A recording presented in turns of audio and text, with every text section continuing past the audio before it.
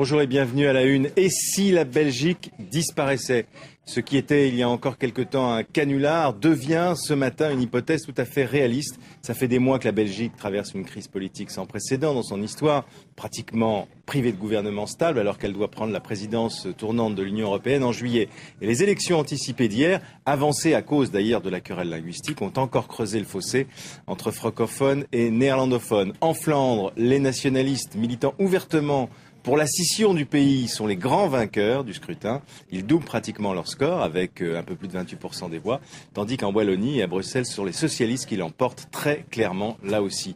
Bref, ces élections renvoient l'image d'un pays déjà virtuellement coupé en deux. À la une ce matin avec moi, un écrivain belge, exilé en France, mais un écrivain belge, Patrick Rogers, bonjour. Vous êtes l'auteur du Mal du pays. Ah bah ça, aujourd'hui, vous pouvez l'avoir, le Mal du pays. Une autobiographie de la Belgique. Est-ce qu'à votre avis, le vote d'hier signifie que les Flamands, puisque c'est eux qui ont voté pour ce parti nationaliste, veulent l'éclatement de la Belgique et le divorce? Oui, clairement, oui. Je pense que Bart de Wever est quelqu'un qui avance masqué. Le leader des nationalistes. Oui, c'est quelqu'un d'extrêmement dangereux. C'est un historien. Donc c'est quelqu'un qui a une volonté affichée de 3 projets. Supprimer la monarchie, c'est une monarchie constitutionnelle, une Flandre indépendante et la mort de la Belgique. Il a même déclaré qu'il voulait que la Belgique disparaisse sans qu'on s'en aperçoive. Vous dites il avance masqué. Est-ce que dans cette campagne, quand même, le Parti nationaliste n'a pas clairement annoncé la couleur? Oui, mais en même temps, je dirais que le grand danger, évidemment, c'est la masse silencieuse des Flamands qui, finalement, votent quand même pour lui. C'est-à-dire qu'en réalité, c'est un type extraordinairement dangereux. C'est un nationaliste, c'est un séparatiste, c'est quelqu'un qui est pour la mort d'un pays, c'est quelqu'un d'antidémocratique. Donc en réalité, moi ce qui me navre dans cette affaire, c'est la lâcheté profonde du peuple flamand, la lâcheté des francophones qui ne réagissent pas, et au fond, je n'ai que du mépris aussi pour les politiques francophones qui ont permis cette situation extraordinairement dégradée qui fait que maintenant, ce pays est au bord de l'agonie, réellement. Pourquoi est-ce que vous parlez de la lâcheté des francophones? Ils ont l'air justement, par ce vote justement, pour les socialistes, de dire... Ils sont démobilisés, ils n'y croient plus. C'est un pays qui est divisé contre lui-même depuis plusieurs années, depuis au moins 30 ans. La frontière linguistique a été instaurée en 62, 63, ça fait longtemps. C'est un pays qui est divisé contre lui-même avec une hargne absolument phénoménale. C'est un pays qui n'a plus aucun espoir, qui n'a plus aucun rêve commun.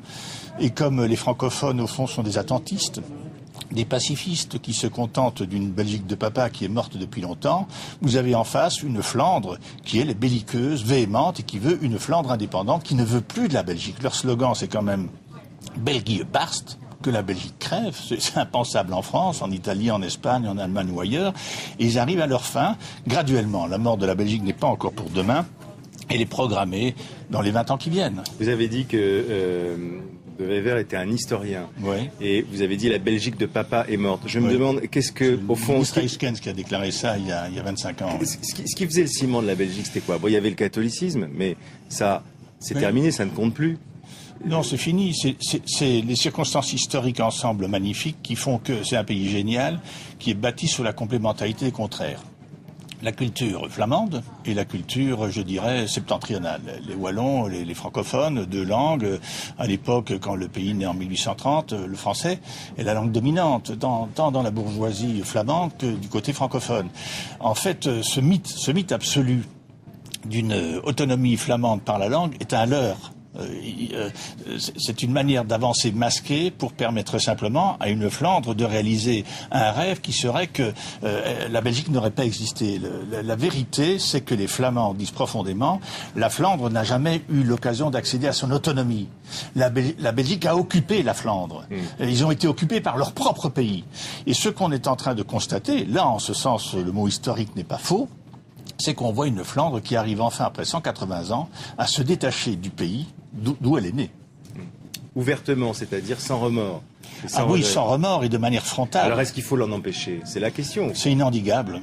C'est inendiguable, c'est pour ça que je n'ai pas de respect pour les politiciens francophones qui n'ont pas été courageux, qui face à un monstre pareil, au fond pactisent, on fait des alliances, on l'a encore vu avec le terme, et puis maintenant le mal est fait, c'est-à-dire que le cancer enquiste ce pays de manière constitutionnelle. Au fond, pour expliquer un peu à ceux qui nous suivent, il y a à très court terme, au fond, c'est le Nord qui veut plus payer pour le Sud. Oui, absolument. Oui, enfin, c'est un peu le phénomène Ligue du Nord en Italie. Oui, il y a cet aspect-là, mais il y a surtout aujourd'hui quelque chose qui est assez compliqué à expliquer, c'est que je pense que le phénomène est assez irrationnel. On a dépassé le stade historique pour entrer dans le stade hystérique. Une sorte de volonté absolue d'une Flandre enfin libre d'elle-même. Évidemment, là, un leader populaire et populiste comme Bart de Wever va arriver à ses fins. Et ce qui est incroyable, c'est que les Flamands, qui ne sont pas tous des renégats, ne veulent plus de leur propre histoire et veulent absolument, de manière frénétique, accéder à une identité qui est au fond assez dérisoire. Parce que 6 millions de Flamands qui parlent flamand et qui, en plus, parlent tous anglais, on sait bien que dans 20 ans, ils parleront tous anglais. Donc cette querelle linguistique, en fait, n'a pas lieu d'être. Elle est un masque. Et Bart de Wever utilise admirablement, à mon avis, tous ces masques, tous ces positionnements pour arriver à une fin qui est très simple. C'est la mort de la Belgique, la suppression du roi, et même, il l'a déclaré il y a peu de temps, la suppression de la région Bruxelles. Ah, mais justement, c'est sur la région de Bruxelles que ça se focalise. Parce que qu'est-ce qu'elle va devenir, cette région de Bruxelles? S'il y a une séparation en dehors du pays, qu'est-ce qu'elle pourrait devenir? Vous savez, on a émis beaucoup d'hypothèses. Moi, je ne suis pas historien de la Belgique ni politologue. On a dit que ça pourrait devenir une sorte de district européen, un peu comme Washington. Il faut quand même rappeler que Bruxelles est la capitale de la Belgique. Une région à part entière, c'est la capitale de l'Europe et c'est la capitale de la Flandre. Les Flamands, exprès, n'ont pas choisi Anvers ou Bruges comme capitale. Donc, je pense que... Donc, pour eux, ça veut dire que Bruxelles est occupée par les francophones, c'est ça? C'est leur capitale occupée par les francophones. Ils considèrent que Bruxelles est une ville flamande au départ, qu'elle est occupée à 80% par des francophones et surtout qu'elle est en territoire flamand.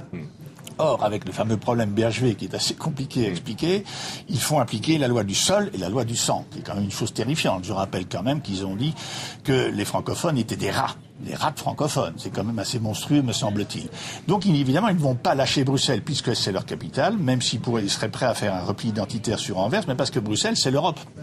Donc, quand je dis qu'il avance masqué, c'est parce qu'il va faire semblant, au fond, s'il refile le bébé de la Belgique, tel qu'il est, à Lio Di Rupo et aux socialistes, on va voir que ça va pas fonctionner, on va voir qu'ils vont s'enfoncer encore plus dans la crise et qu'ils vont dire, vous voyez bien, les francophones sont incapables de gérer ce pays, et à ce moment-là, si jamais en plus le roi avait un pépin de santé, bien à ce moment-là, vous avez tous les éléments parfaits pour une scission totale. À ce moment-là, Bruxelles deviendra tout.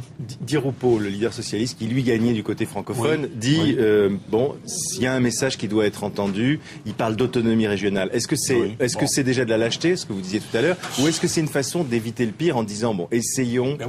Ils retardent l'échéance constamment, c'est-à-dire qu'en fait, le mal est fait. Les Wallons n'ont aucun projet pour ce pays. Ils tentent simplement de résister à une sorte de Panzer-Division qui veut absolument la scission, qui sait bien qu'elle ne va pas y arriver en 3 secondes, mais qui est programmée de manière graduée depuis 50 ans. Il n'y a pas eu de Premier ministre francophone depuis 45 ans dans ce pays. Donc, au fond, ce sera un leurre. Vous savez, la Belgique, c'est le pays du leurre. Mais un type comme Bart de Wever est un type extraordinairement pragmatique. C'est pas un rigolo, c'est pas un type sympathique, et je trouve que quelqu'un qui veut la mort d'un pays, c'est quelque chose de monstrueux, surtout dans un pays démocratique à 1h20 de Paris. Patrick Rogers, écrivain, auteur du Mal du pays, était avec nous ce matin à la une.